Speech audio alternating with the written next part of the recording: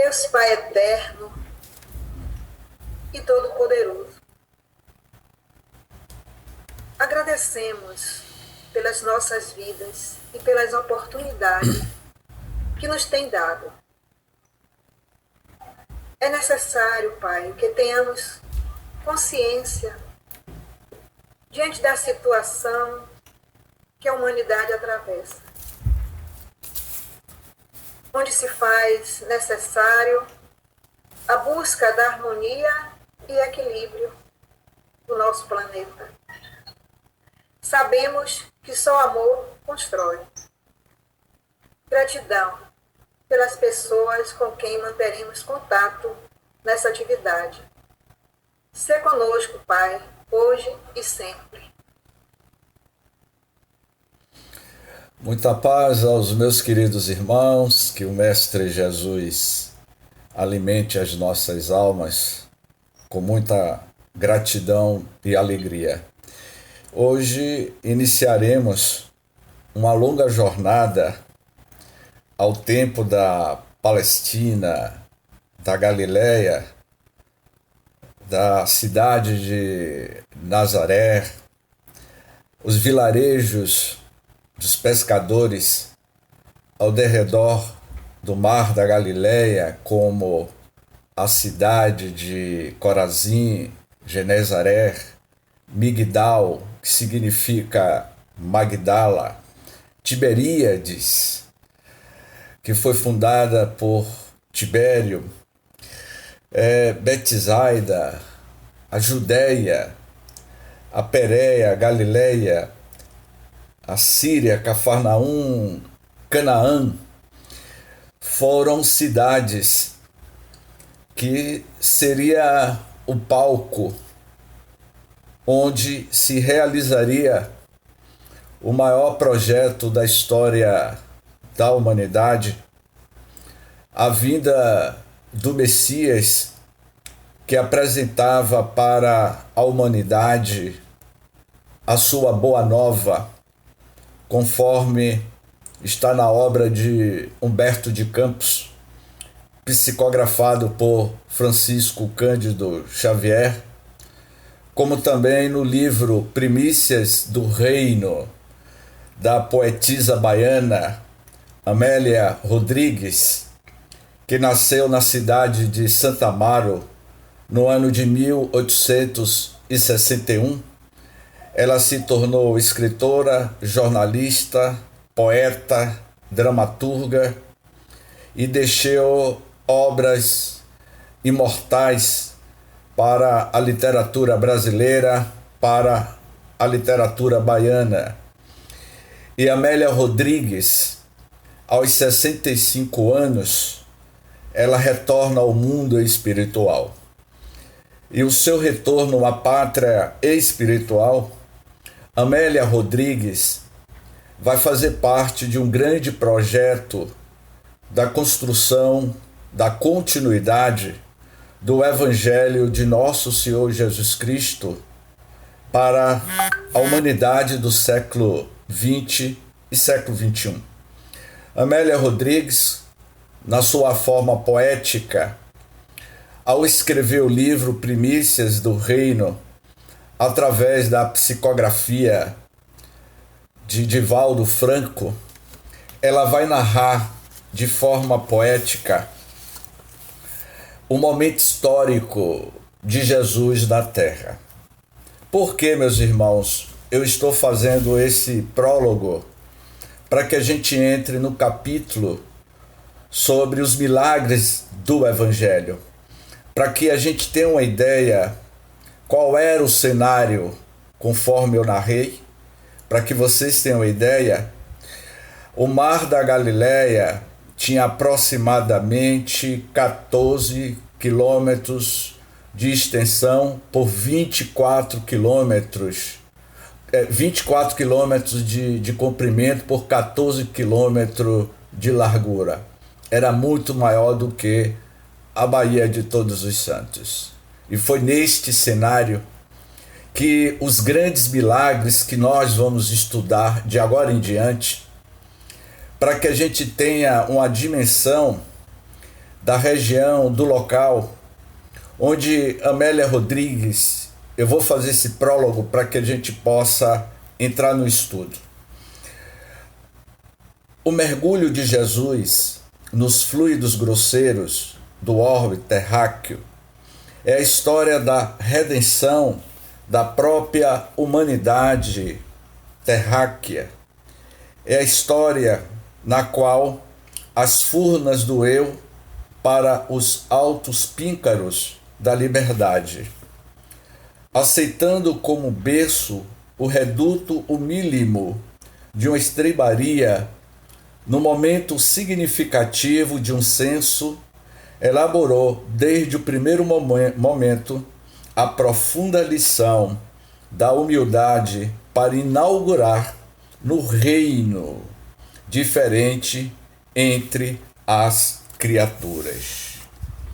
Ao suave balido de sua mansa voz, acordam as esperanças e se levantam os ideais esquecidos. Ao forte clamor do seu verbo, ergue-se os dias, as horas do futuro, vibram aprofundando no cerne do mundo os alicerces da humanidade feliz do porvir.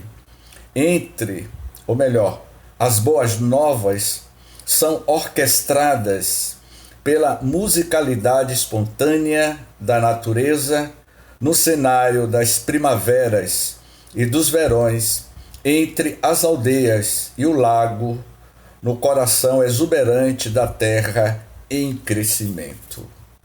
Essa é a introdução do livro Primícias do Reino, no seu primeiro capítulo, onde Amélia Rodrigues vai dizer que naquele período, tanto Amélia Rodrigues como Joana de Ângeles vai afirmar que era um período das festas dos coliseus romanos, das arenas romanas, e que serviam de espetáculos dantescos, onde os cristãos, os primeiros cristãos, eram devorados pelos leões das savanas africanas, e aquelas feras sedentas triturava aqueles corpos humanos, e este espetáculo para aproximadamente 270 mil telespectadores dentro de um coliseu que tinha esta capacidade.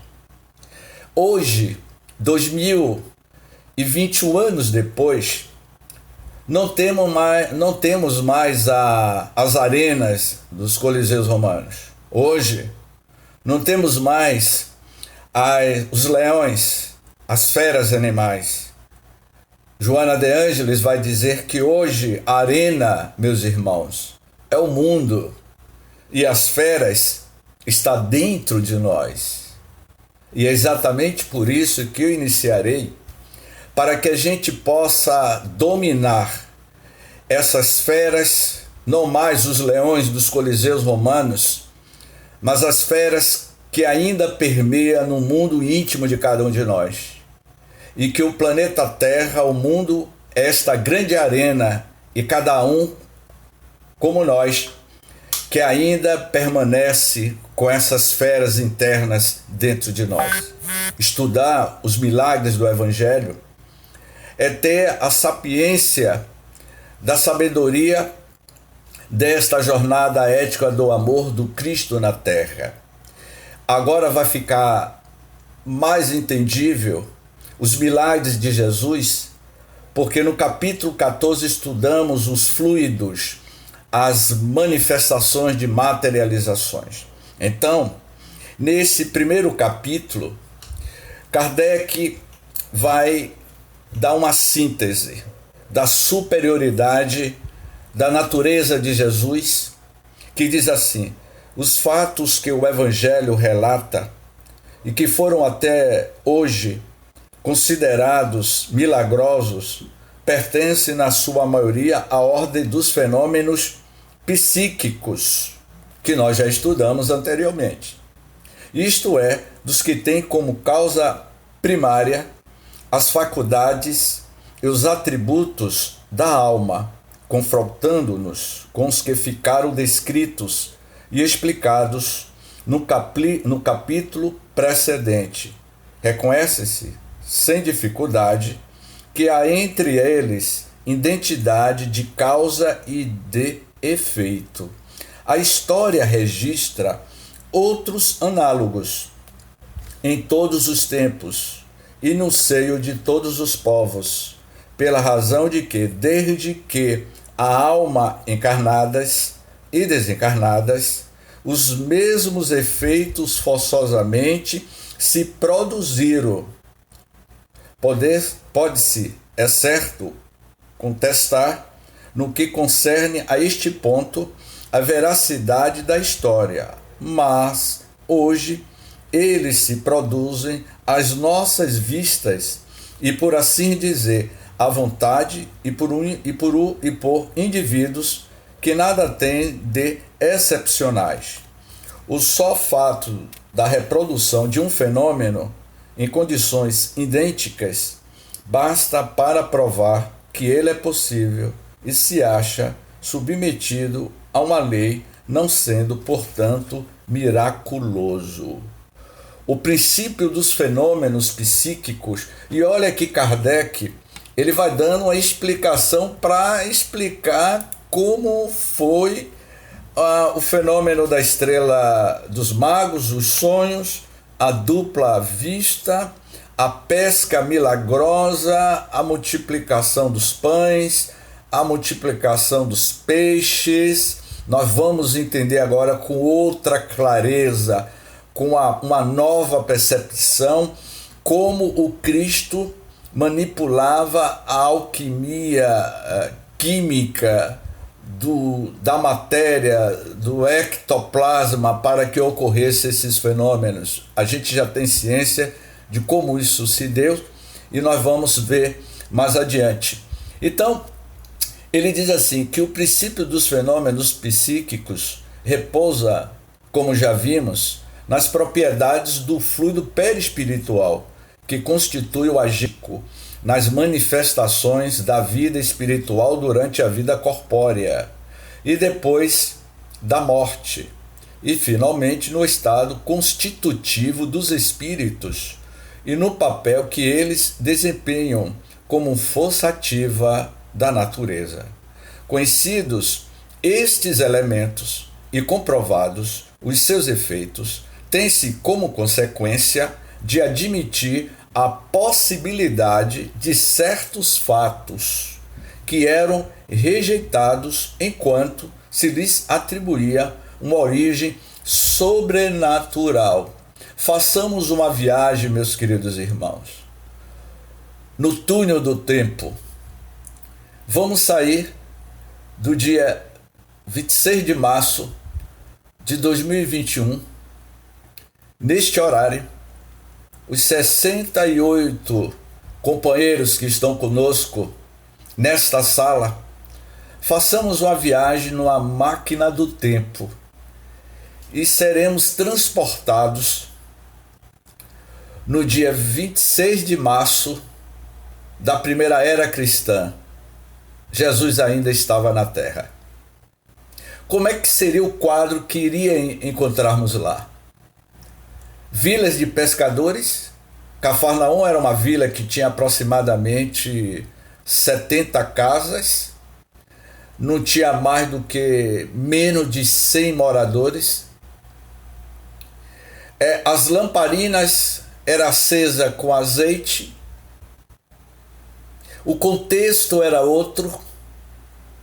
O conhecimento que nós adquirimos hoje das materializações, da fluidoterapia, a bioenergia, o magnetismo que nós conhecemos, se nós fôssemos transportados ao tempo da Galileia, seríamos verdadeiros profetas, magos e messias.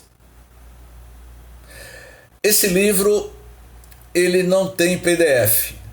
É um livro que é uma ficção, Operação Cavalo de Troia. Eu acho que eu já falei desse livro aqui. É um livro que são 7 volumes e dá um total de quase 6.000 páginas. O primeiro volume, escrito pelo espanhol Juan Benítez, JJ Benítez, Operação Cavalo de Troia, foi um projeto norte-americano.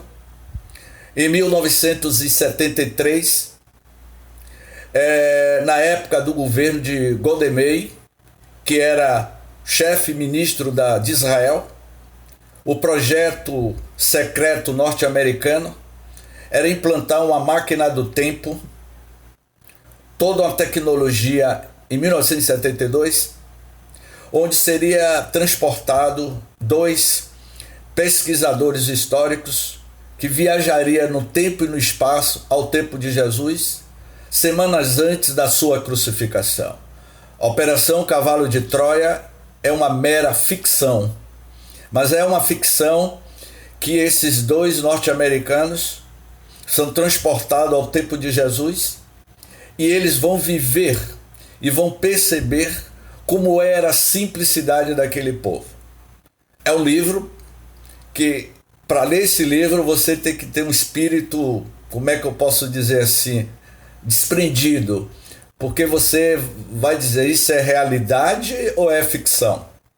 J. Benítez, esse escritor espanhol, ele deu uma entrevista em Jô Soares, 11h30, e Jô Soares, como já tinha entrevistado outros espíritas, iria perguntar a J. Benítez: ô Benítez, esse livro aí, Operação Cavalo de Troia, isso é uma ficção, não é? Você narra a história da Galileia, os discípulos, a alimentação de Jesus, o cheiro, as tamareiras, a região verde da Galileia, que não é mais esse deserto, porque hoje a Galileia está um deserto, mas era uma multidão, era uma região como se fosse a Galileia daquela época, para que vocês tenham uma ideia, é como se fosse a Nova York dos dias atuais.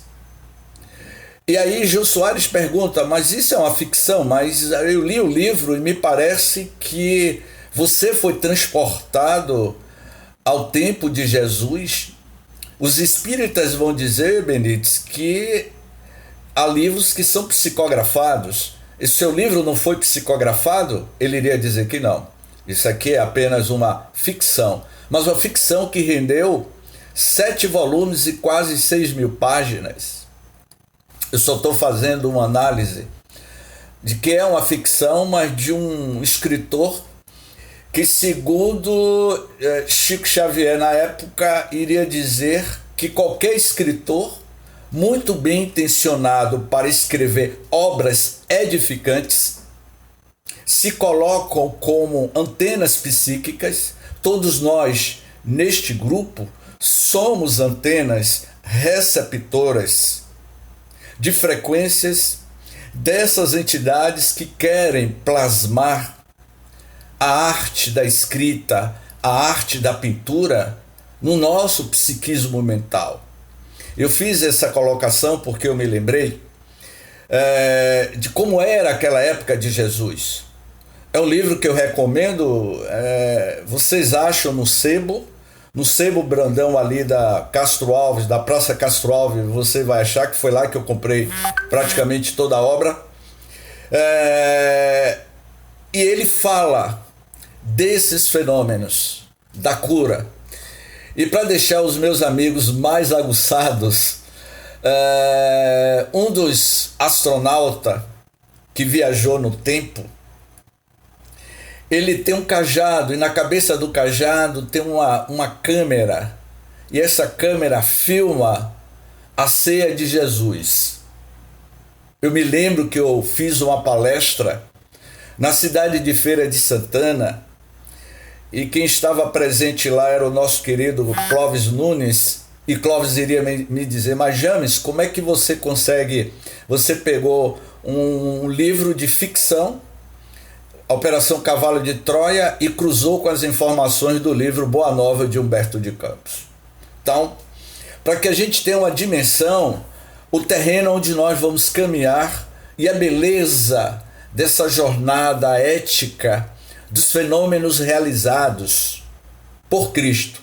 Então esse texto que o Kardec apresenta aqui, Ícaro, é explicar os seus fenômenos, porque ele iria afirmar: o que eu fiz, todos esses fenômenos que eu realizei, Dona Dalva, todos vocês podem fazer, Dona Dalva pode fazer, Marilene pode fazer, Dona Amália, todos nós podemos operar milagres, entre aspas. Mas o que é que nos falta para esta operação? Vejamos bem. Como o homem tinha a organização dos seres carnais, porém como espírito puro, desprendido da matéria, havia de viver mais da vida espiritual do que da vida corporal, de cujas fraquezas não era possível a sua superioridade com relação aos homens. Não derivava das qualidades particulares do seu corpo, mas do seu espírito, que dominava de modo absoluto a matéria, e do seu perispírito, tirado da parte mais quintessenciada dos fluidos terrestres. Sua alma provavelmente não se achava presa ao corpo, senão pelos laços estreitamente indispensáveis. Constantemente desprendida, ela, de certo, lhe dava dupla vista, não só permanente, como de excepcional penetração e superior de muito a que de ordinário possui os homens comuns. O mesmo havia de dar-se nele com relação a todos os fenômenos que dependem dos fluidos perispirituais ou psíquicos, que é de natureza nossa. A qualidade desses fluidos lhe conferiria imensa força magnética, secundada pelo incessante desejo de fazer o bem. Agiria como médio nas curas que operava? Poder-se-á considerá-lo poderoso médio curador? Não, porquanto o médio é um intermediário, um instrumento de que se servem os espíritos desencarnados. E o Cristo não precisava de assistência, pois que era ele quem assistia os outros. Agia por si mesmo, em virtude do seu poder pessoal, como o podem fazer, em certos casos, os encarnados, na medida de suas forças. Que espírito, ao demais, ousaria insuflar-lhes seus próprios pensamentos e encarregá-lo de os transmitir. Se algum influxo, eu vou repetir, se algum influxo estranho recebia esse, só de Deus lhe poderia vir, segundo definição dada por o Espírito. Ele era médio de Deus. Portanto, meus digníssimos irmãos, meu amigo Ícaro e todos vocês, ele era o médio de Deus. A manipulação da energia, do magnetismo, vinha da fonte original, da usina nuclear do próprio Criador. O Cristo é o Espírito puro e que já conhece a natureza do Criador de Deus. Mas nós não, nós ainda necessitamos de intermediários, que são os espíritos que nos inspiram, que são os espíritos que nos obsedia, como vimos na semana passada. Vamos entender que nenhum tipo de sombra poderia trazer a perturbação para o Cristo, porque ele é a luz do mundo. Então, agora, nesse item, eu vou pedir aí a Ícaro, para você ler aí, Ícaro, os sonhos. Ok.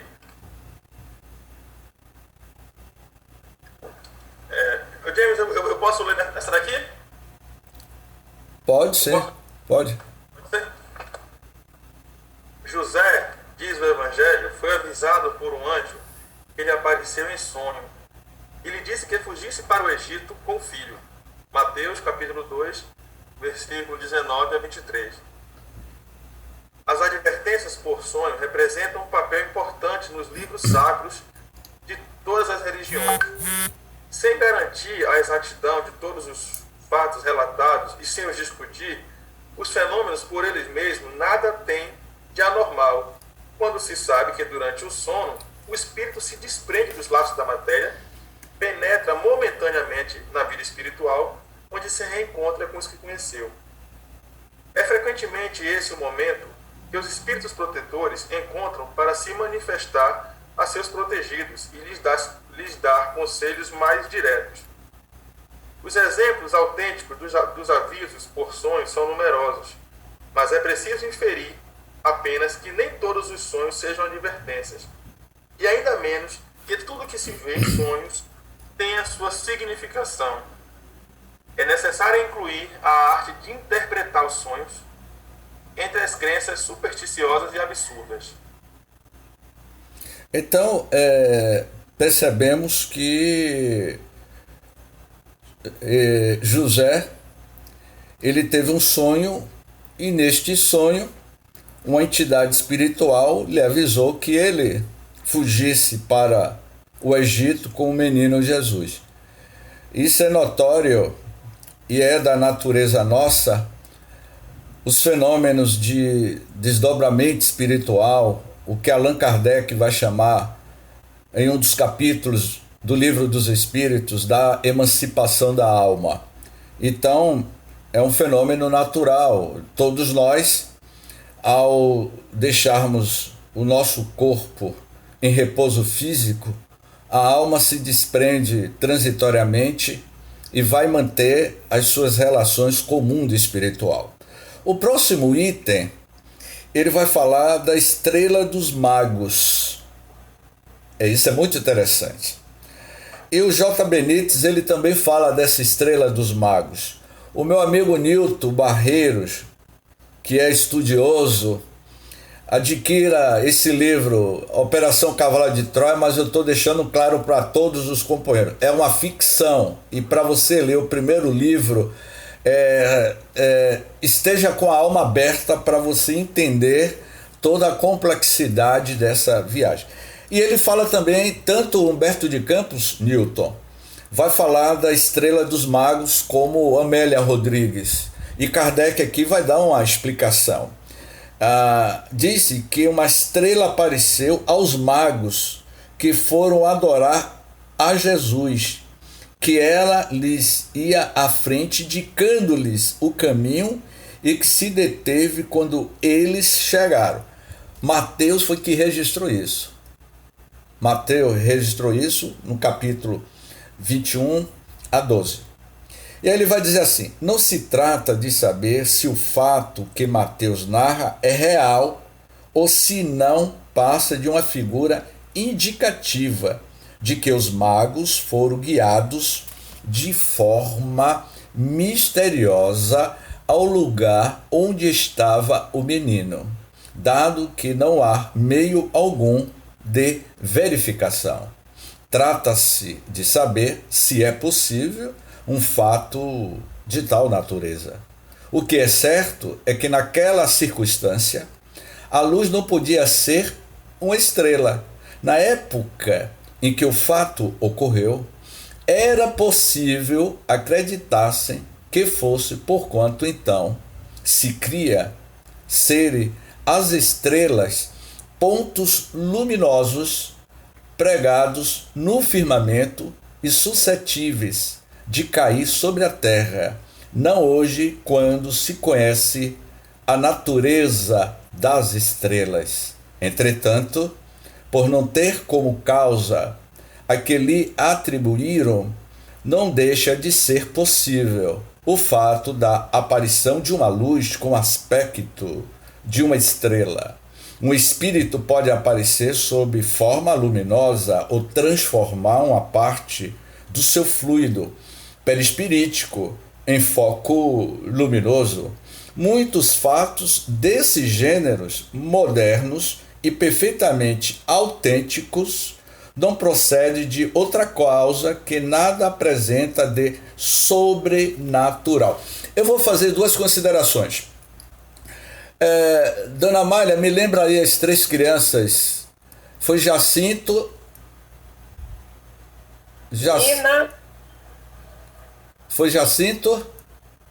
Esqueci a outra agora. Eu vou pesquisar. As três crianças que viram Maria de Nazaré. Eles...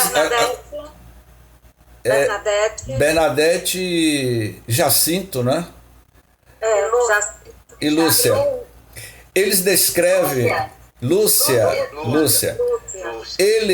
As três crianças descrevem o primeiro fenômeno. Era como se fosse um sol, uma estrela brilhando sobre a cidade de Fátima. Kardec está dizendo que esse fenômeno é natural. Isso é uma hipótese. A outra, foi ano passado, que a estrela d'alva estava no nosso campo visual. Eu me desloquei da minha casa e fui para a Orla de Salvador. Na hora em que eu fiquei extasiado com a minha câmera, Newton. Eu apontei a minha lente da minha câmera. Eu tenho uma câmera profissional.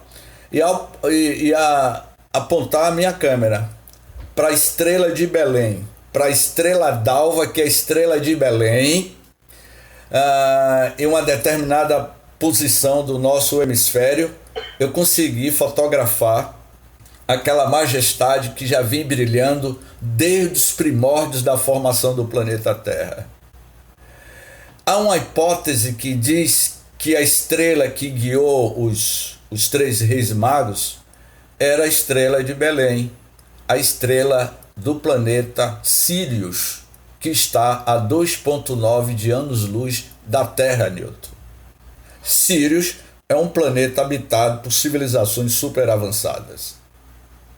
A estrela de Belém é a estrela d'alva que todos vocês viram no ano passado. Ou seja, se nós viajássemos ao tempo de Jesus e usando uma câmera fotográfica e mostrasse aos galileus, essa câmera fotográfica eu trouxe do futuro e ela fotográfica. O que você está vendo aqui é o movimento da translação da Terra, o movimento da estrela. Eu fiquei, Newton, até 10h30 da noite acompanhando o movimento da rotação da Terra aqui em Salvador. Aqui em uma orla de Salvador. Na medida que a Terra girava, a estrela de Belém saía do movimento. Então imagine que naquela época não tinha nenhum tipo de interferência de luminosidade na Terra, meu amigo Newton. Não existia. Você via o cosmos, você via a galáxia por inteira, porque não tinha luminosidade nenhuma. A luminosidade que tinha era das lamparinas de azeites. Então, alguns autores vão dizer que essa estrela é a estrela de Belém, é o planeta Sírius, conforme Emmanuel vai dizer no livro Renúncia, psicografado por Chico. Esse livro Renúncia fala a história de Alcione, que ela é oriunda do planeta Sírius, um planeta muito mais avançado do que o nosso. Então, tá aí uma explicação, e a outra explicação é do Benítez, que vai dizer no seu livro que foi um fenômeno inusitado quando Cristo nasceu na Terra. Falanges de espíritos, diretores espirituais, se deslocaram sobre o orbe terrestre em forma de luz, em forma de energia, sinalizando para a humanidade aonde o Cristo planetário estava nascendo. Isso é uma ficção, mas que façamos uma viagem no nosso mundo imaginário da repercussão que isso não houve naquela época. Pois bem, já na dupla vista, ele vai falar sobre a entrada de Jesus em Jerusalém. Isso aqui, Dona Dalva, é muito interessante. Vocês lembram daquela cena? Jesus em cima do jumento, e fizeram um tapete de flores para que Jesus entrasse em Jerusalém. Da cidade, para que vocês tenham uma ideia, da cidade de Genezaré, onde Jesus ficava, ele na realidade, Cafarnaum, de Cafarnaum para Nazaré, era a 45 quilômetros de distância entre a cidade de Cafarnaum e Nazaré. E Jesus vivia muito em Cafarnaum, na casa de Simão Pedro. Então, entre Cafarnaum e Nazaré, era 45 quilômetros. De Nazaré até a Jerusalém, era 150 quilômetros. Jesus, além de caminhar, às vezes ele passava a maior parte do tempo caminhando. Eu vou tornar a repetir. Do lago de Genezaré, da cidade de Cafarnaum, até Jerusalém, são 164 quilômetros. De bicicleta, viu, Newton? Pelas rodovias modernas hoje lá da Galiléia. Naquela época eram estradas poeirentas. E quando estava às portas de Jerusalém, Jesus solicita um burro. E o povo joga flores. Joana de Ângeles vai dizer que naquele momento as pessoas estavam jogando flores para reverenciar Jesus. Mas na realidade quem foi reverenciado foi o burro. Porque foi o burro que pisou em cima das flores. E Jesus estava em cima do jumento e não tocou os seus pés em cima daquela estrada feita de flores, feito por aqueles que mais tarde iriam lhe culpar e lhe crucificar. Entrada de Jerusalém. Quando eles se aproximaram de Jerusalém e chegaram a Betafage, perto do Monte das Oliveiras, Jesus enviou 2 dos seus discípulos, dizendo-lhes: ide a essa aldeia que está à vossa frente, e lá chegando, encontrareis amarrada uma jumenta, e junto dela o seu jumentinho. Desamarrai e trazei-mos. Se alguém vos disser qualquer coisa, respondei que o Senhor precisa deles, e logo deixará que os conduzais. Ora, tudo isso se deu a fim de que se cumprisse esta palavra do profeta. Dizei à filha de Sião: eis o teu rei, que vem a ti, cheio de doçura, montado numa jumenta e com um jumentinho de que está sob o jugo. Zacarias, versículo 9 e 10. Os discípulos então foram e fizeram o que lhes ordenara. E tendo trazido a jumenta e o jumentinho, a cobriram com suas vestes e o fizeram montar. Por que ele fez isso? Como é que ele sabia que naquele certo lugar tinha o jumento e a jumentinha? O que é uma dupla vista? Semana passada, a gente estava aqui conversando. E eu disse assim, olha, eu acho que me parece que o Newton tem uma relação com a Alemanha. Claro que Newton não me falou nada disso. E ele disse, pô, James, parece que você está lendo o meu pensamento. Como é que eu, de certa forma, eu consegui perceber, porque dentre uma sala com 74 pessoas, eu me dirigi para Newton e disse, Newton, eu acho que você tem uma ascendência ou cara de alemão. E ele, pô, por que isso acontece? São coisas assim que a gente consegue ter uma explicação, o que Newton falou da questão das nossas sintonias. Então, Newton, o Cristo, a dupla vista dele era 100 vezes mais potente do que o telescópio Hubble. Pegue o telescópio Hubble e multiplique por 1000. O telescópio vê os confins do universo. A dupla vista do Cristo é 100.000 vezes mais potente do que a lente do telescópio Hubble. A visão do Cristo, a dupla vista do Cristo, enxerga a profundeza, à periferia do surgimento do universo. Ele diz aqui que ele não é médio de ninguém, ele é médio de Deus. Então a dupla vista de Cristo era muito avançado. Quer ver uma coisa, Dana Malha? Deixa eu concluir aqui para a senhora perguntar. Assim, ele tinha essa percepção, ele tinha uma visão porque ele apenas estava em um corpo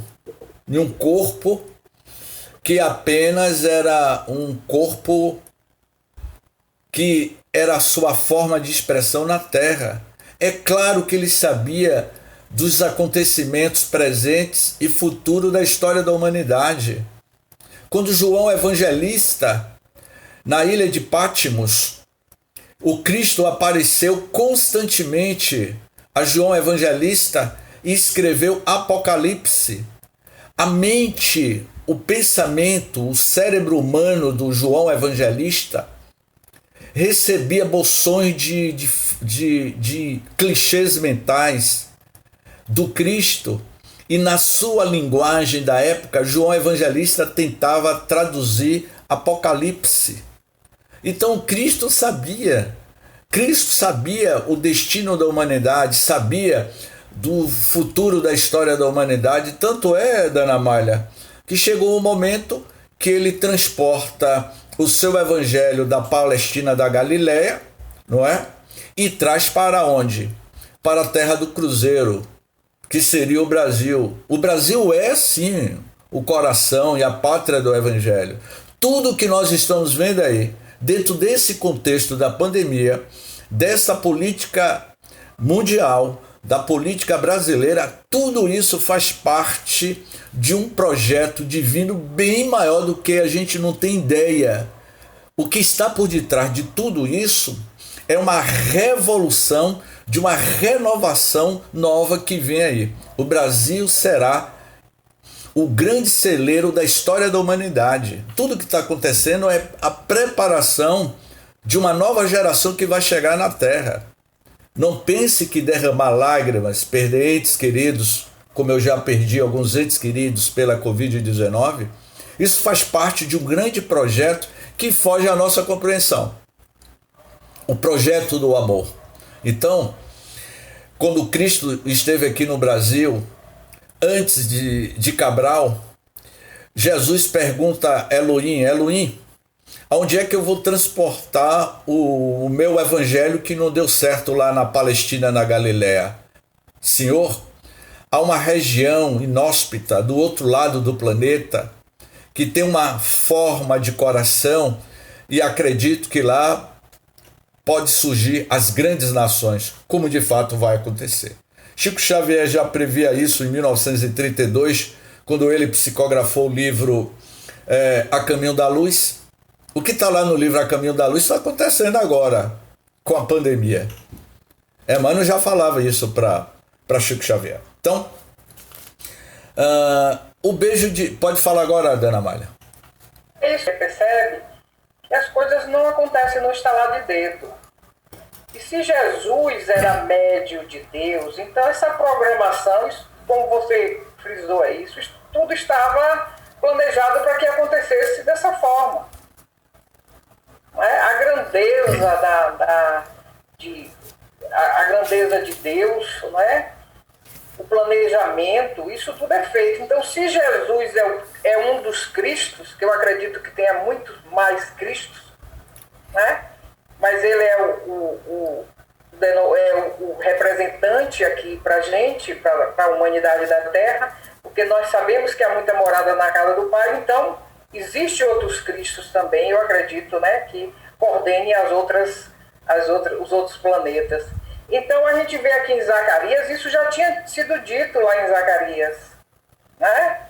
Que o rei viria, aí o que ele diz, que o rei, né, montado num jumento e com jumentinha. Então, você falou aí, eu só estou apenas, que era isso que eu ia lhe perguntar.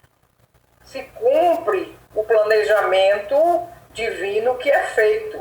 Então, esta pandemia é um planejamento divino que está acontecendo para que a humanidade perceba que nós somos espíritos eternos e que precisamos viver dessa forma. Dona Amália, eu já citei em outros estudos que a pandemia, essas questões, isso é em consequência do livre-arbítrio da humanidade. Mas eu estou vendo aqui que Lúcia colocou, ele não enxergava com os olhos, no órgão da visão, não é? Não, Lúcia, ele enxergava com o olho da alma, se assim eu posso me explicar. Ícaro está dizendo, a dupla vista é a capacidade de enxergar com a visão perispiritual. Nesse sentido é necessário desdobrar-se perispiritualmente. E diz assim, a dupla vista é uma consequência da emancipação da alma. Aí eu diria assim, Ícaro, será que o próprio Cristo tinha perispírito, Ícaro? Antes da gente falar do beijo de Judas, Ícaro, antes da gente entrar na questão do beijo de Judas, eu vou te fazer essa pergunta porque você me perguntou aqui no chat. Estudamos exaustivamente o perispírito nosso. O perispírito é a vestimenta do espírito. O Cristo tinha perispírito? Eu estou apenas provocando para que a gente pense. E se tinha, como é que é esse perispírito? Eu acho assim, James, eu penso que nem o Cristo derrogaria as leis de Deus, né? Então, existe uma discussão, inclusive no meio espírita, né? Tem um livro de Mustang, né? Os 4 evangelhos, em que ele vai dizer que a existência física do Cristo não era carnal, e sim fluídica, né? Então, na minha opinião, inclusive Kardec, aqui no livro A Gênesis, ele vai falar sobre isso, né? Tem um livro, O Verbo e a Carne, também, de Herculano Pires, um livro muito conhecido, em que Herculano debate essa visão de que o Cristo tinha um corpo fluídico, né? E não um corpo de carne. Isso é uma discussão muito ampla. Mas, em minha opinião, ele tinha, sim, um corpo carnal. E para fazer, mesmo Cristo, um espírito de Skol, com uma evolução que há 4,6 bilhões de anos já é um espírito perfeito, já é um espírito que alcançou a perfeição e tomou a terra, né? como Emmanuel diz, tomou a terra em suas mãos como uma bola de fogo. Mesmo Cristo, enquanto encarnado, ele tinha um elo de ligação entre o espírito e a carne. Então, para existir esse elo de ligação, ele tinha assim um perispírito. Embora essa matéria quintessenciada era muito mais tênue, muito mais etérea, devido à sua evolução moral. A gente sabe que o perispírito ele evolui também com a evolução moral, né? Então ele vai se tornando mais tênue. Ótimo. E mais amplo. Por isso essa capacidade. Ótimo. Então o perispiritual é consequência da evolução moral. Então, se o Cristo não derroga as leis de Deus, nem o Cristo, que era o seu médium, em minha opinião, ele tinha perispírito e tinha um corpo. Ótimo. Bom, essa observação de Ícaro foi ótima. Lúcia está dizendo aqui, ele não precisava de desdobramento pela grandeza de sua alma. Newton comenta, a dupla vista é o resultado da libertação do espírito sem o corpo, seja adormecido. Ô Ícaro, Newton, meus amigos, tem um livro, esse foi o melhor livro que eu li, do meu amigo Djalma Argolo. Eu não sei se algum de vocês conhece o nosso querido, um grande amigo meu, Djalma Mota Argolo. Já trabalhamos juntos um período nosso aí do movimento espírita. Mas o Djalma, Ícaro, iria escrever um livro cujo título do livro, ok, Diogo, vou passar para você, cujo título do livro se chama A Dimensão Humana do Cristo, Newton. Ele vai dizer nesse livro, porque o Djalma, ele fala hebraico, fala grego e fala latim. E ele fez algumas traduções do hebraico, do latim, sobre a história de Jesus. Então ele vai escrever um livro sobre a dimensão humana do Cristo. Ele foi um ser humano que viveu na Terra como nós. Ele não veio, como você falou, ele não veio derrogar a lei, porém cumpri-las. Só que a densidade que ele tinha era muito superior. eu já citei aqui que cada um de nós temos um campo áurico. O que é a aura humana? É o campo de luz que está ao nosso derredor. Essa aura, ela tem inúmeras camadas, que vai do escuro até o rubi brilhante. A aura são campos de energia que circula, que é chamada a energia centrífuga, que vai da direita para a esquerda, e a centrípeta da esquerda para a direita. São campos energéticos chamados aura humana, e nós possuímos isso. Então imagine a aura do Cristo, a aura de Chico Xavier, uma aura de luz, 10 metros quadrados de luminosidade. Imagine a aura de luz de Dona Amália, de Dona Bernadette, não é, Dona Bernadette? A aura do meu amigo Luiz, de Dona Josefa, de Everaldo. Cada um de nós somos portadores de uma carteira de identidade chamado campo magnético, a aura. Então, meus digníssimos irmãos, a aura do Cristo era a própria luz do mundo, porque ele iria dizer, eu sou. Ele não disse assim como James fala, como Newton fala, eu acho que eu sou. Não existe essa linguagem do Cristo. Eu sou o caminho, a verdade e a vida. E o que é a verdade? A luz divina total. Então, Diogo quer perguntar.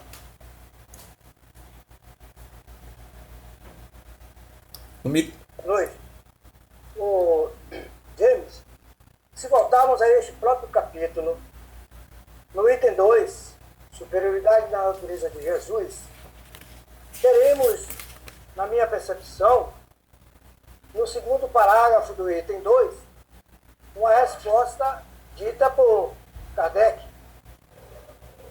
Para mim, aqui ele diz, confirma que Jesus tinha corpo físico e tinha também perispírito. Mas, por ser um espírito bastante evoluído, muito superior ao homem, ele não se apegava aos pormenores do corpo físico. Era exatamente a essência do seu espírito que fazia ele dominar toda a matéria e todos os fenômenos. Diz a ele mais adiante que Jesus tinha um perispírito, mas a sua condição de matéria ou de energia mais que tendenciada dos fluidos terrestres alia a ele a condição de controle e determinação e produção dos fenômenos que ora nós estamos estudando. Ótimo, pronto, está a resposta. Está aí a resposta. Então, ele tinha o perispírito, mas de uma densidade muito mais avançada do que a nossa. Que ainda tem o detalhe, viu, Diogo e meus amigos? O perispírito que nós possuímos, ele é proporcional à natureza moral e espiritual nossa. Quer ver um exemplo? Vamos mais adiante, a gente vai ver isso. O beijo de Judas. O beijo de Judas. Levantai-vos, vamos, que já está perto daqui aquele que me há de trair. Ainda não acabara de dizer essas palavras, e eis que Judas, um dos 12, chegou e com ele uma tropa de gente armada de espadas e farrapos, enviada pelos príncipes dos sacerdotes e pelos anciãos do povo. Ora, o que o trai-lhes? Eu não entendi aqui. Ora, o que o trairia lhe dará um sinal para o reconhecimento, dizendo-lhe: aquele a quem eu beijar é esse mesmo o que procurais, apoderai-vos dele. Logo, pois, se aproximou de Jesus e lhe disse: Mestre, eu te saldo, e o beijou. Jesus lhe respondeu: Meu amigo, que vieste fazer aqui? Ao mesmo tempo, os outros, avançando, se lançaram a Jesus e dele se apoderaram. Aqui vale os comentários. olha que antes do beijo de Judas, na ceia, lá na Santa Ceia, Jesus disse: entre vocês, alguém vai me trair. E Jesus ainda teve um diálogo assim, tete a tete, olhou para Judas e ainda deu uma oportunidade a Judas. Judas, é isso mesmo que você vai fazer? Antes do beijo de Judas, quando teve a ceia, Jesus ainda teve esse diálogo. Ô Judas, eu estou te dando uma oportunidade. É isso mesmo que você vai fazer? É isso mesmo, Judas? E Judas não entendeu. Jesus, naquele momento, estava dando a oportunidade de Judas olhar para ele mesmo, porque ele tinha o livre-arbítrio dele. Mas, infelizmente, Jesus sabia. Então, o que vem a ser a dupla vista, não é? É exatamente essas percepções que a gente tem. Agora, vamos entrar aqui na questão da pesca milagrosa. Ô, James, só um instantinho. Então, se ele sabia essa questão daí de Judas, logicamente a gente já tem esse entendimento que ele tinha pleno conhecimento de tudo que com a crucificação, não saiu a palavra, a crucificação de Jesus, né? Ele tinha pleno conhecimento de tudo isso aí, é lógico, pela grandeza que ele era, de ser de luz, né? Lúcia, então, de fato ele sabia. Isso aí tudo já estava no planejamento, né? Até mesmo porque depois de tudo que aconteceu, de tudo que foi dito, porque o povo não queria fazer mais nada, né? O povo não queria nem caminhar, porque tudo a gente ia demandar de Jesus. As nossas mudanças, nosso aprendizado todo, não ia acontecer, né? Não sei. Foi algo que me veio aqui agora. É exatamente isso, Lúcia. Muitos fatos, Jesus, de certa forma, sabia, porque tudo há um planejamento. Um exemplo, a crucificação dele, a humilhação que ele passou, tudo.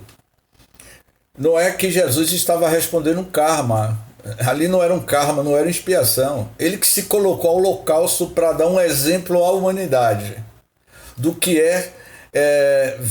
viver na prática e na teoria o amor, mesmo sendo condenado pelos inimigos.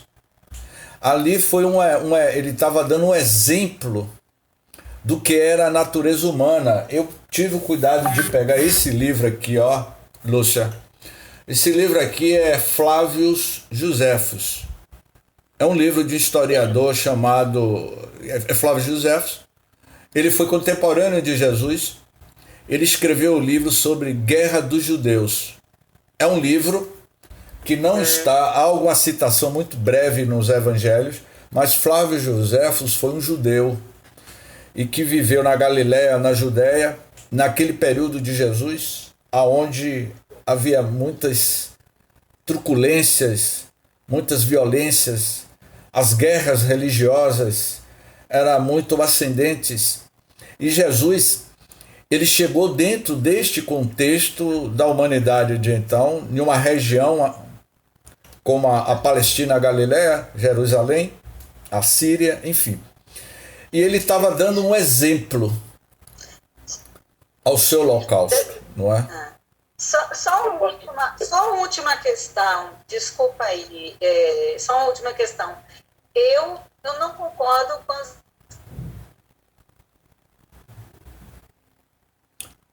Tá cortando, Lúcia.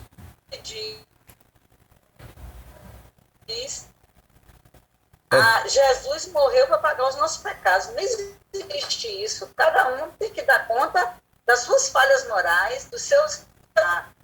apagar nos nossos... É muito... não sei nem explicar. Claro. Eu discordo dessa fala, entende? Diante de tudo que você falou aí, que foi, na verdade, um ensinamento, o exemplo dele. Foi um ensinamento para a gente, né? Claro, claro. Pagar nossos pecados. É isso que a gente traz aí. Lúcia, eu não há pecado. Pelo contrário.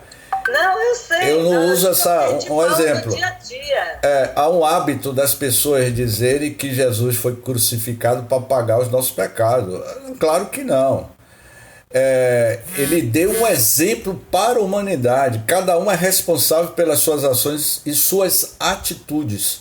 Tanto é que muitas ações e atitudes do tempo de Jesus, muitos romanos que viveram na época de Jesus, iria pagar pelas suas inconsequências na cidade de Niterói em 1962, quando o circo lá em Niterói pegou fogo e matou 400 pessoas. E Chico Xavier iria dizer que muitos daquelas figuras que estavam ali naquele circo eram personagens que viveram no tempo de Jesus no Coliseu Romano. Não é? Então cada qual vai responder pelas suas ações. Jesus foi crucificado para pagar pelos meus pecados, eu que sou responsável. Um exemplo, se o meu amigo Luiz, ele faz algo de errado, eu vou ter que responder por Luiz? Ele que é responsável. Se meu filho, ele tem um livre-arbítrio, eu dei orientação a ele, não faça isso, ele vai e faz, ele é responsável pela ação dele. Então não é os pais que vai pagar pelo erro do seu filho, desde quando os pais deram toda a orientação. Então, isso que a gente ouve aí é um equívoco. Agora, Lúcia, vamos entrar aqui no campo, eu vou ler brevemente, essa parte é uma das partes que eu gosto também, que é a pesca milagrosa.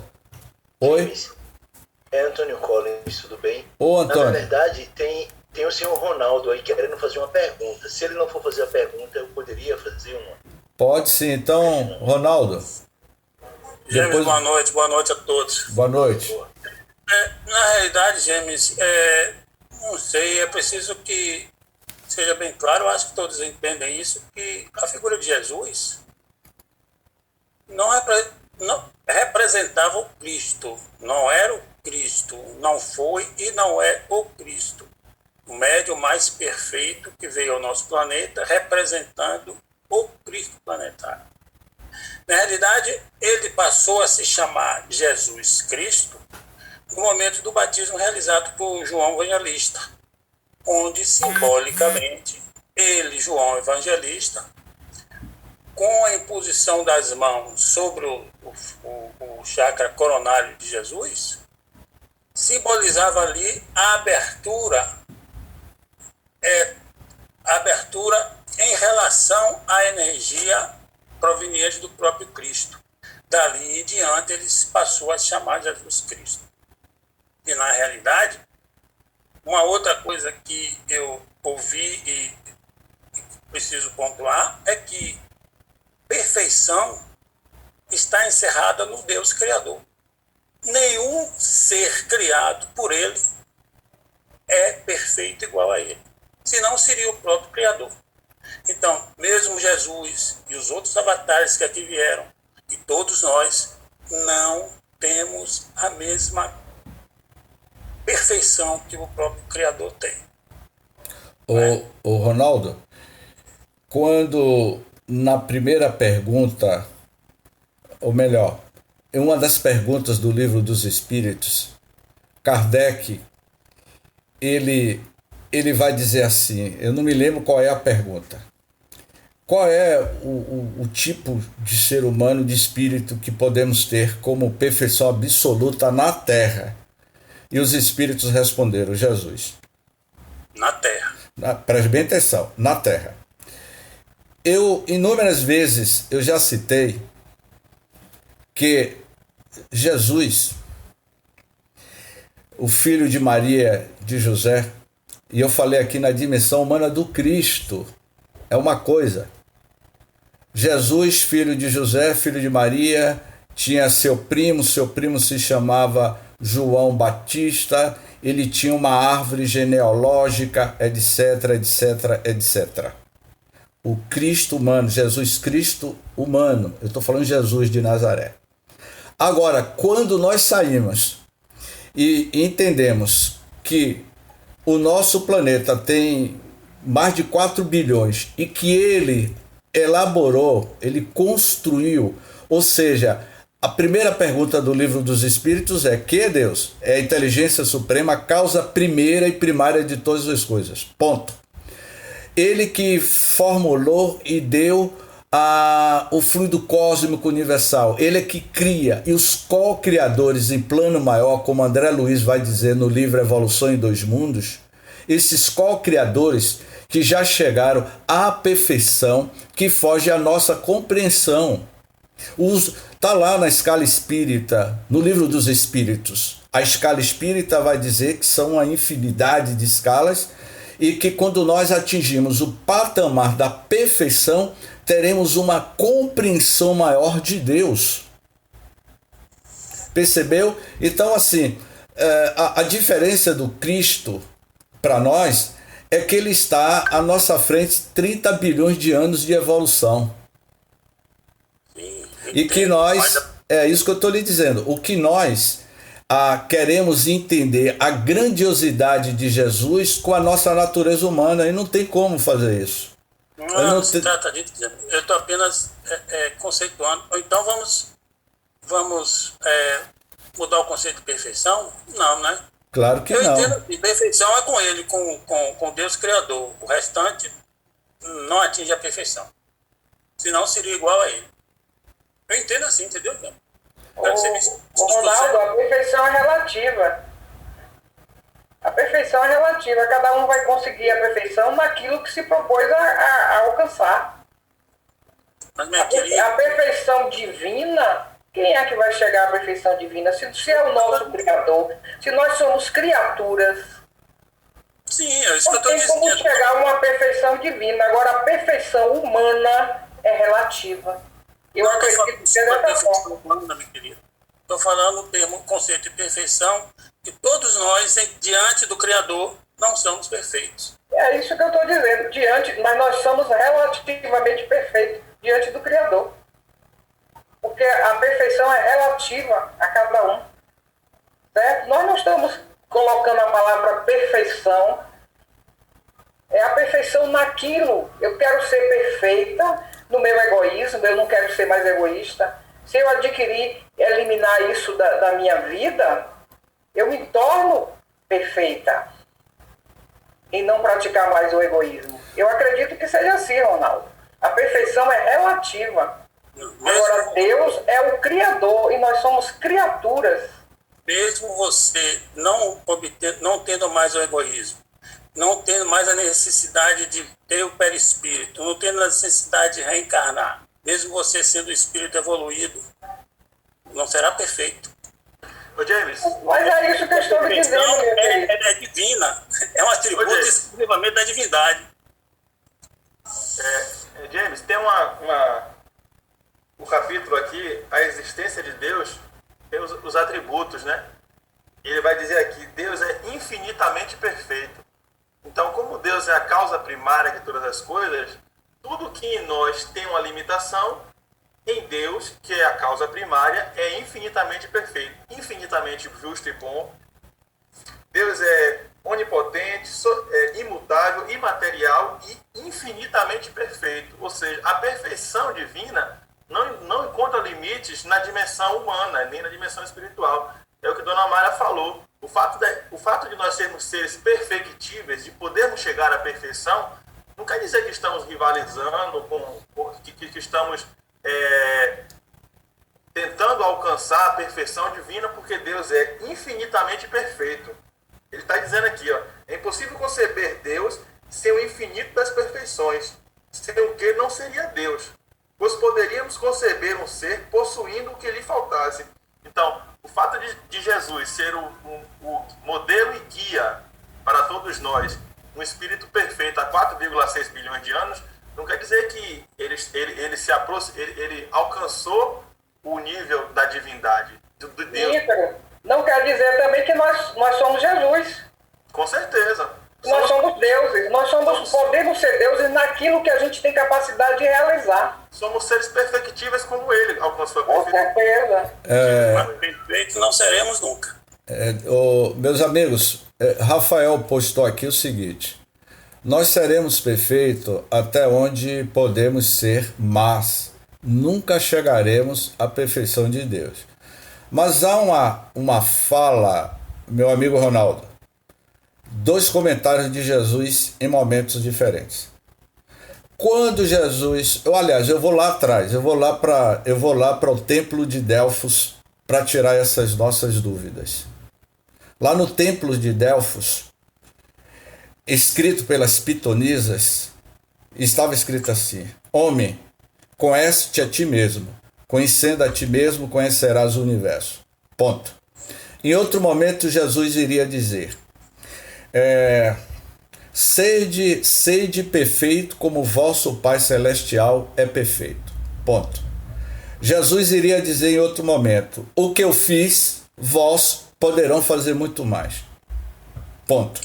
E no último momento, no Sermão do Monte, as 7 bem-aventuranças, Jesus iria citar uma bem-aventurança que ele iria dizer assim: olhe bem o que ele falou. Bem-aventurados os puros de coração, porque eles verão a Deus. Ou seja, Jesus falava através de metáforas, para que eu possa ter uma compreensão de Deus na nossa natureza, é ter o coração puro. Ter o coração puro é se desvestir deste nosso ego. É a gente ter essa nova percepção. Quer ver um exemplo? Eu vou dar um exemplo que está aqui no livro No Rumo de um Mundo de Regeneração. Esse último livro que o Divaldo Ronaldo psicografou. Filomeno de Miranda narra que ali na região do Amazonas há uma grande colônia espiritual. Agora, nesse período da pandemia, o livro foi psicografado ano passado. Filomeno vai dizer que uma pleide de espíritos se deslocaram de várias regiões do Brasil no processo de volitação e foram para um grande cenáculo em uma colônia espiritual que fica ali na região do Amazonas. E que Filomeno de Miranda, eu vou tirar só por esse fato aí. Filomeno de Miranda, pela primeira vez, junto com Eurípides, com grandes vultos da história do Brasil, essas entidades espirituais que fizeram história do Brasil, estão se empenhando para ajudar os recém-libertos da Covid-19. E aí, Filomeno vai narrando nos últimos capítulos desse livro que ele ficou impressionado que em uma grande assembleia iria aparecer o diretor espiritual do Brasil, o Anjo Ismael.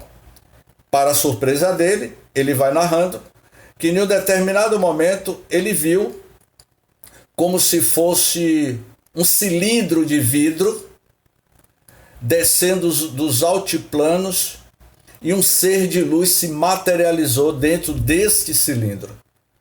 Era o guia espiritual do Brasil, que veio de regiões siderais, e ele vai dizer que ele, na qualidade de diretor espiritual do Brasil, amando do Cristo, estava ali, ele aqui no Brasil, o diretor espiritual dos Estados Unidos, o diretor espiritual de Portugal, da França, dos 184 países que existem no planeta Terra. Todo país tem o seu diretor espiritual, todo país tem os seus diretores regionais. O nosso planeta Terra tem um governador que é o Cristo, e nós temos um diretor de assuntos sociológicos da humanidade. São hierarquias espirituais, e Filomeno vai descrever na sua pobreza de linguagem que viu um ser de luz se materializar e se desmaterializar. Quando o espírito chega à perfeição, está lá na questão, não me lembro agora a questão do Livro dos Espíritos, que quando nós, os espíritos, atingem um patamar de evolução, nós não precisamos e não teremos mais perispírito. O perispírito ainda é algo, não só aqui na Terra, mas em outros planetas, que ainda faz parte da evolução dessas criaturas. Os espíritos puros não possuem mais perispírito, ele é luz. Tá lá, se você pegar o livro Evolução em Dois Mundos, você vai ver isso. São espíritos que já atingiram o patamar e já têm uma compreensão do Criador. A escala espírita vai falar isso. Então, o que eu vou repetir as palavras de Haroldo Dutra, não são palavras de James. mas de um grande estudioso, o Haroldo Dutra, e que ele vai dizer que o nosso problema é que a gente quer comparar o Cristo a nós, e não tem como. Então, meus amigos, vamos encerrar porque o horário está avançando, o estudo realmente é para provocar mesmo, a ideia é para que a gente vá tirando as nossas dúvidas. Na semana que vem vamos falar sobre a pesca milagrosa. Aqui Janete diz assim: concordo que somos perfeitos na medida em que nos aperfeiçoamos dentro de nossas aptidões. Palavra de Janete. Sim, Ronaldo. Ele vai dizer no livro, né, que esses espíritos que estão atrapalhando o progresso da humanidade, eles estão, eu estou falando espíritos atrasados, eles são levados para outros mundos primitivos, sabe? Então, eu diria assim que a verdade é algo relativo. A verdade é algo relativo. O que é verdade hoje, amanhã pode não ser mais.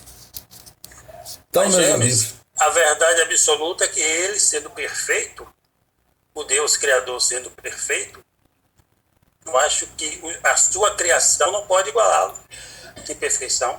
É isso que eu estou dizendo. Ronaldo, eu sei, eu entendi. Eu estou dizendo que a verdade no ponto de vista nosso humano, o Ícaro leu aí o texto, a verdade ela é relativa na natureza humana nossa, na nossa compreensão humana.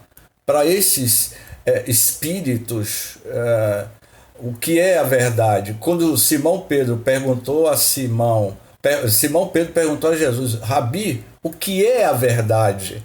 Olha a pergunta que Simão Pedro fez na casa dele em Cafarnaum: Rabi, o que é a verdade? E Jesus respondeu: a verdade é a luz divina total. E o que vem a ser essa luz divina total?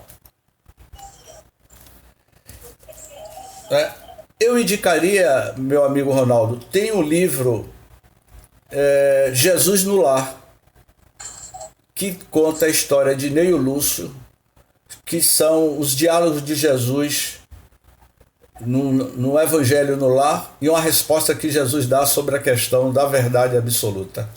Então, meus amigos, vamos encerrar porque o horário já avançou. Nós temos o programa, vai até às 19h40, a gente já passou aí 3 minutos, mas ótimo, Ronaldo, pelas suas observações, pelas suas considerações a todos vocês. E vou fazer um convite a todos. A partir do dia 1º de maio, eu vou postar aí no grupo, eu estarei junto com o Canteiro de Fraternidade iniciando o estudo da obra Primícias do Reino. É um estudo sobre a vida de Jesus, Primícias do Reino, e nós vamos estudar durante 4 meses, toda quinta-feira, às 20 horas, as narrativas de Jesus através de Amélia Rodrigues. Vamos agora, eu vou pedir a dona Amália para fazer aí a prece de encerramento, dona Amália. E desde já, obrigado a participação de todos.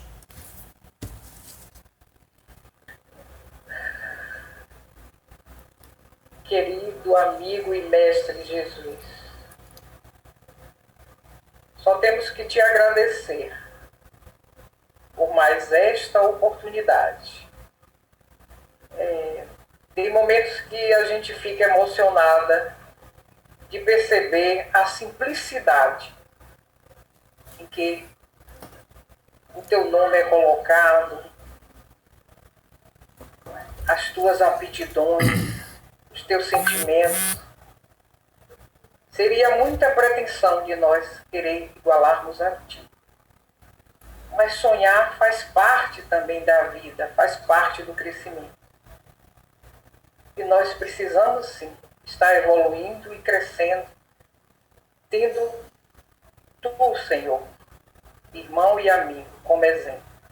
Queremos agradecer a Jambes por essa oportunidade e aos espíritos amigos que coordenam esse estudo, esse trabalho,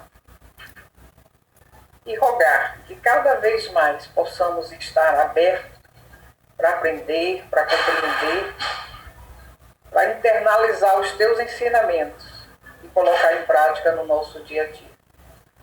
Que tenhamos todos uma boa noite e muita paz para todos. Que assim seja, meus amigos. Obrigado ao meu amigo Ícaro, a Nilton, a Ronaldo pela participação, a todos vocês. Tenham um bom final de semana. Gratidão a todos, viu? Um abraço, Ícaro. Tchau a todos vocês. Sejamos agraciados. Tchau, meu amigo Jorge. Um forte abraço.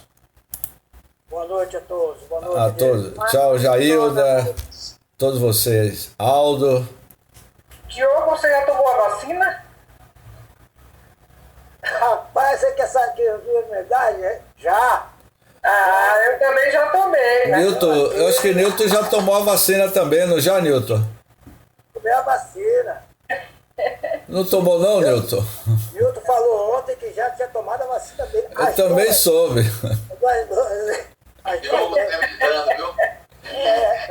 Tá perto, tá perto. Nilton, né, você tem 59 anos? Aonde? Eu? Sim. Não, pai. Tô mais novo ainda. Ah, Eu é? passei. Pois é, eu tô com 59. Já tomou a vacina aí, ó. Eu tô com 59. Daqui a pouco chega o meu dia. O meu tá chegando. Eu acho. O meu já chegou, viu? Eu tomei a vacina ontem. Ah, é? Parabéns. Então vai ser. Eu acho que Jorge deve estar 69 chegando. anos. É? É, sim. Então o Valduca é da minha idade, né, Valduca? 7-0, vou fazer 7-1. É? Graças a Deus. Tá bom. Tá certo então. Então. Eu acho que daqui a É muita emoção, né? Eu não sei se vocês sentiram assim, mas eu senti muita emoção. Mas sentiu o que, Dona Malha? Ô, Dona Malha, eu tô com É uma 59 anos. esperança cheia de gratidão. O papo tá bom, mas a gente precisa ir, né? Eu sei, Rafael falou. Materializou a voz do espírito Rafael. Olha aí, é você, né? É você, Rafael, é? Fala aí, Rafael. Uma vez, Rafael. É que tem uma reunião daqui a pouco, aí a gente vai precisar fechar a sala. Tá certo, Rafael. Rafael só vai tomar essa vacina no final do ano, porque ele ainda é menino novo. Acho que ele tá com 25 anos, se eu não me Só engano. ano que vem. Coloque lá o estudo, viu? O horário e tudo, viu, Gênesis? Tá, eu vou colocar e vai ser muito bacana. Nós vamos estudar Primícias do Reino. Eu vou colocar aí no grupo da Gênesis. Tá. Viu? Obrigado. Um abraço. Gratidão. Boa noite. Nilton, compra esse livro, Nilton. É muito interessante. Operação Cavalo de Troia. Tá, tchau.